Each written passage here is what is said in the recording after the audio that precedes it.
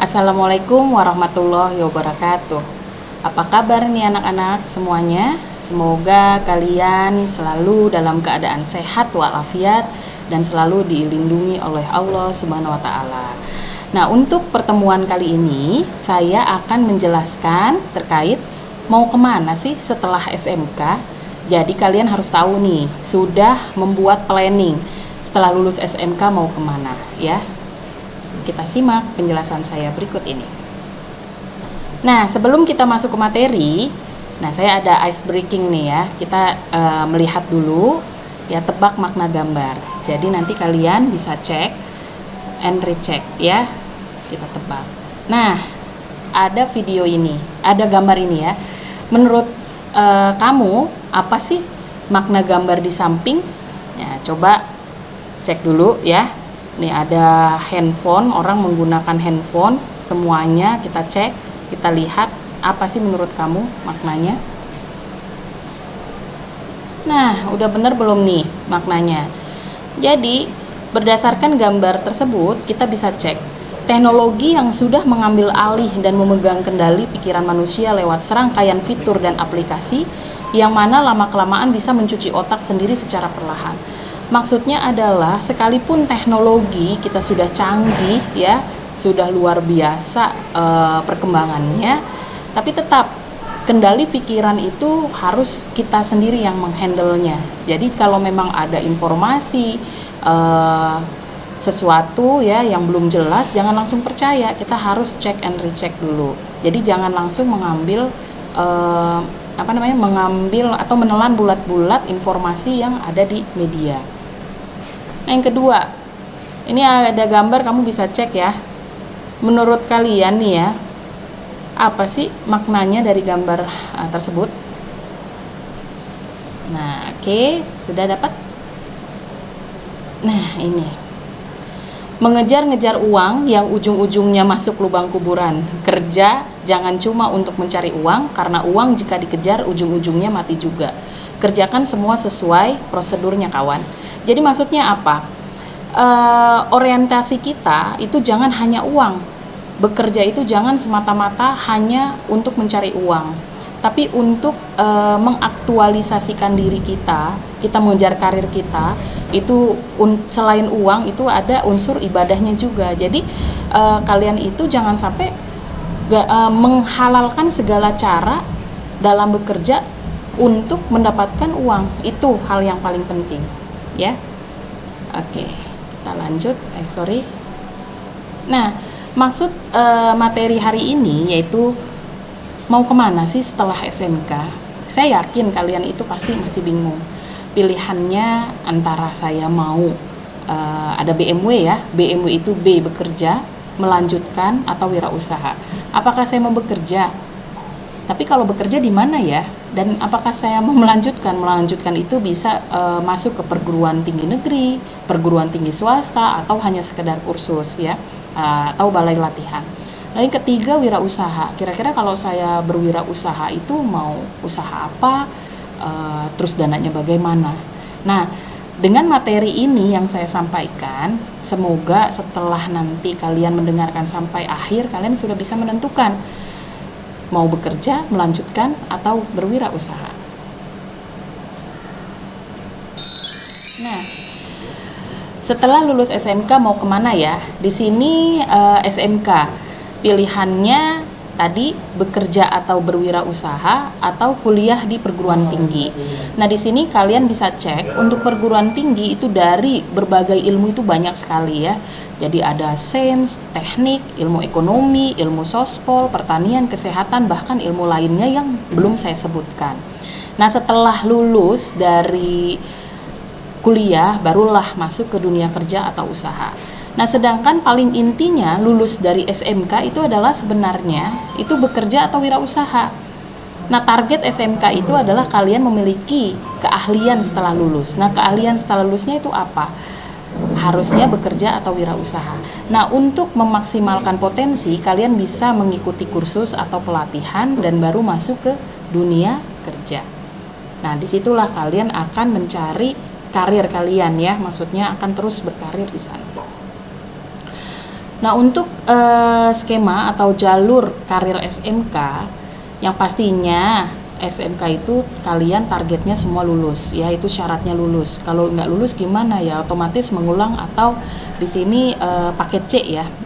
Setelah lulus, barulah kalian bisa memilih kuliah di perguruan tinggi atau swasta atau bekerja. Ya, bekerja itu bisa bekerja di industri atau bekerja di perusahaan. Nah, beberapa pertanyaan apabila studi lanjut ini kalau memang kalian memilihnya kuliah ya. Apa sih program studi yang diminati? Bagaimana prospek masa depan program studi tersebut? Di mana universitas, institut, sekolah tinggi, akademik atau politeknik yang ada program yang diminati. Lalu bagaimana langkah sukses menuju perguruan tinggi? Nah, di sini kalian memang harus paham dulu kalau memang mau kuliah, kira-kira apa sih yang saya minati. Nah, untuk mencari minat itu bisa kalian cek satu dari hasil psikotes ya yang pernah kita lakukan, hasil psikotes, atau yang kedua kalian bisa cek selama kalian berada di SMK apa sih yang kalian minati dari segi mata pelajarannya ya. Minatnya itu jangan dilihat dari guru mengajarnya enak atau tidak ya, tapi sekalipun guru berubah-berubah selama 3 tahun tapi kamu tetap fokus, kamu tuh tetap minat itu. Lalu prospek masa depannya, jadi saat ini prospeknya untuk 4 atau 5 tahun ke depan itu kira-kira apa yang akan lebih banyak dibutuhkan di masa yang akan datang. Lalu di mana nih kita mau pilih universitas, apa institut, sekolah tinggi, akademi, atau politeknik. Jadi kalian juga harus paham ini ya. Lalu bagaimana langkah sukses menuju perguruan tinggi? Kalau memang mau perguruan tinggi negeri ya udah jelas itu. Berarti nilai semester 1 dan 5 itu akan dilihat untuk SNMPTN-nya. Namun kalau untuk SBMPTN itu sih biasanya melalui tes ya. Berarti kalian harus prepare di ujian masuknya. Lalu di sini ada lagi yang memang bagi kalian, kalau memang saya mau kursus atau ikut bimbel training itu kira-kira apa sih? Nah, ini pertanyaannya biasanya program apa yang dipilih untuk bimbel kursus training. Nah, itu cek lagi dari misalnya kamu jurusan SMK-nya apa. Oh, SMK-nya saya teknik audio video. Kira-kira mau melanjutkan lebih fokus mau apa? Oh, saya ternyata lebih kepada misalnya ya perbaikan HP atau apa ya, mau untuk servis HP. Kalian bisa itu mengikuti kursus-kursus atau training yang terkait perbaikan handphone ya. Lalu bagaimana prospek masa depannya? Jelas kalau memang saya belajar untuk servis HP sekarang, pertanyaannya ada nggak sih orang yang nggak punya handphone kan gitu? Oh ada Bu, ya biasanya kalau ada pun itu kan kategorinya sedikit, berarti prospek ke depan itu luar biasa masih bagus. Lalu di mana lembaga kursus atau training yang profesional tersebut? Ini bisa searching di Google ya, yang bisa menerima ini yang memang tersertifikasi sehingga pada saat kalian lulus kalian juga bisa bagus ya. Bagaimana kiat-kiat sukses dalam bimbel kursus training? Yang paling pertama adalah tetap fokus ya, fokus pada target kita. Lalu pertanyaan yang memang niatnya mau kerja, di mana sumber informasi kerja? Nah, untuk di sekolah, terutama SMK, itu ada yang disebut dengan bursa kerja khusus. Kalian bisa bertanya dengan BKK sekolah masing-masing. Untuk SMK 2 itu sudah ada ya BKK-nya. Lalu bagaimana cara merespon informasi kerja? Nanti kita akan ada pelatihan khusus nih. Kira-kira untuk wawancara kerja bagaimana, cara menuliskan surat lamaran pekerjaan itu bisa kita cek. Lalu apa yang harus dipersiapkan untuk memasuki dunia kerja? Dunia kerja itu biasanya dibutuhkan bukan hanya hard skill tapi juga soft skill. Jadi hard skill dan soft skill. Hard skillnya otomatis dari keahlian yang kamu miliki selama di SMK. Soft skillnya apa? Ya komunikasi, ya. Lalu kejujurannya, kerja kerasnya dan sebagainya. Apa sih kiat sukses masuk kerja? Ya otomatis ya nanti ada kiat-kiat khusus untuk masuk dunia kerja. Dan bagaimana kiat sukses berkarir di dunia kerja? Ini bisa kita bahas di next ya berikutnya.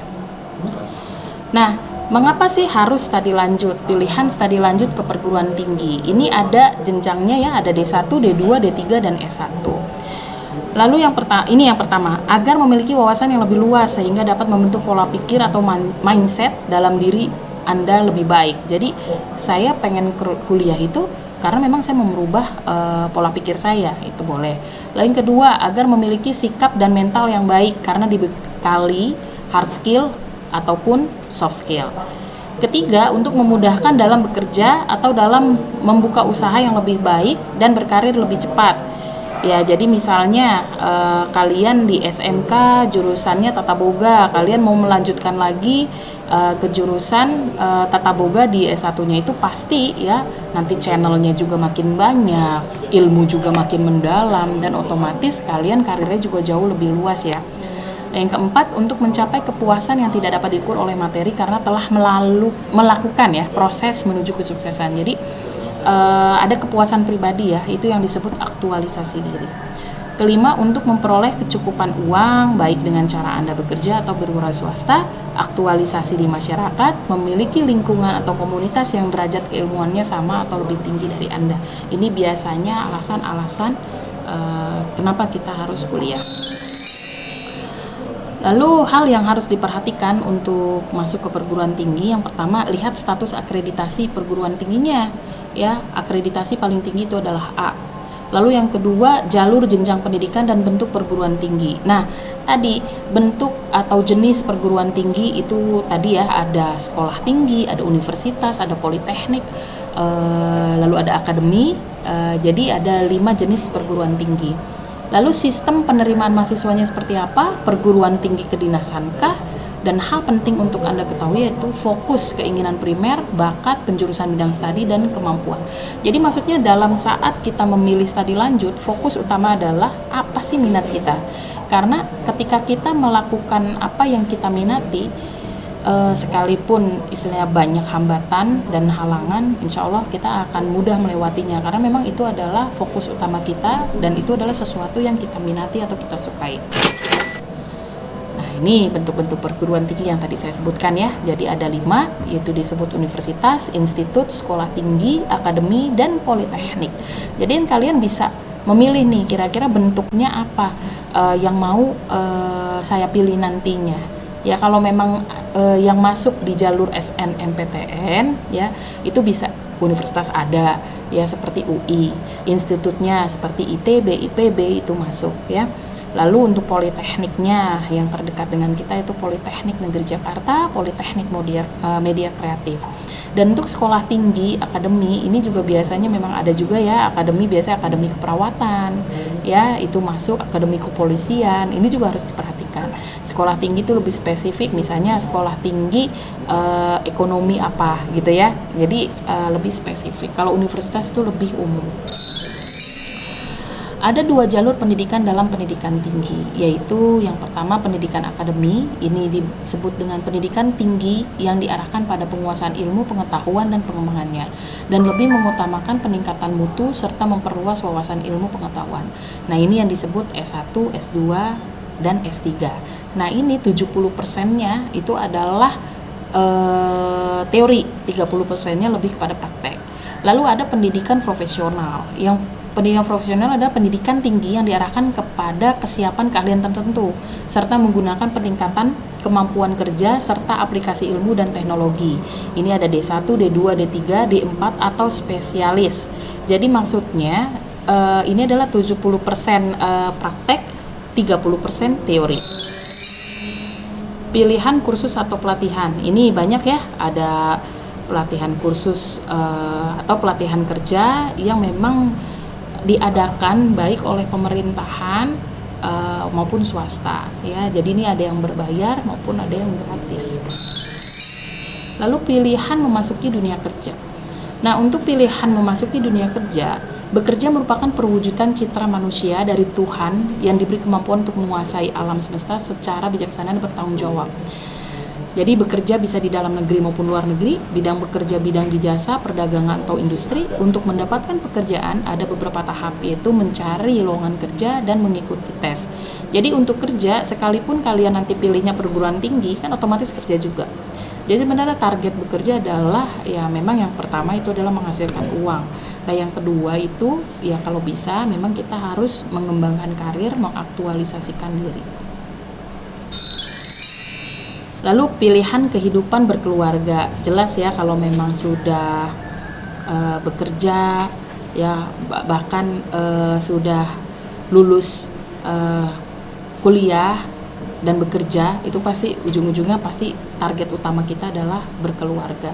Ya, jadi ini kita bisa pilih setelah kita matang secara finansial ya. Dan dari saya semoga bermanfaat, dan setelah selesai mendengarkan ini kalian bisa memilih antara bekerja, melanjutkan atau berwirausaha. Terima kasih. Wassalamualaikum warahmatullahi wabarakatuh.